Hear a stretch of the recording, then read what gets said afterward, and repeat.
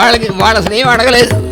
ఏమంటే మాటి మాటికి వాళ్ళ గురించి చెప్తారేమిటంటే పాపం వాళ్ళకి చదువు సంధ్యలు లేవు, వాళ్ళ తెలివితేటలు లేవు, వాళ్ళు ఏ శాస్త్రాలు తెలియదు. మాటి మాటికి రిఫరెన్స్, మనం రిఫరెన్స్ ఏమిటి, నారదులు అంతటా ఆయన దిక్కులేక రిఫరెన్స్ వాళ్ళని ఇచ్చాడు.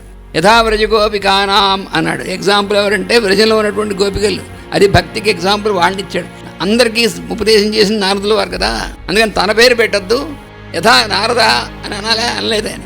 యథా వ్రజ గోపికానాం అన్నాడు. వాళ్ళ క్వాలిఫికేషన్ ఏమిటి, ఏ క్వాలిఫికేషన్ లేకపోవడం వాళ్ళ క్వాలిఫికేషన్. వాళ్ళకున్న ఒక్కడే క్వాలిఫికేషన్ ఏమిటంటే మేము ఆయన వాళ్ళం, ఆయనకి ఏ సేవ చేయాలో అందుకోసమే ఉన్నాం మేము అనేటువంటి తప్ప వాళ్ళకి ఇంకో దృష్టి లేనటువంటి వాళ్ళు, అనన్య దృష్టి వాళ్ళకి. వీళ్ళందరికీ కూడా అన్నీ కోరుతూ ఉంటారు. మాకు ఇళ్ళు కావాలి, తీసుకో అంటాడు. ఇంకా ఇచ్చినందుకు కొద్ది కోరుతూ ఉంటారు, ఇస్తూ ఉంటాడు, కోరుతూ ఉంటారు. అన్ని కలిసి అయిపోయి మొత్తం సముద్రంలో మునిగిపోయి అలా ఉంటుంది మన జీవితం. కోరిన వాడి జీవితం అలాగే ఉంటుంది. కానీ మనం అడక్కపోయినప్పటికీ మనకి ఏది ఇవ్వాలో ఇస్తాడు.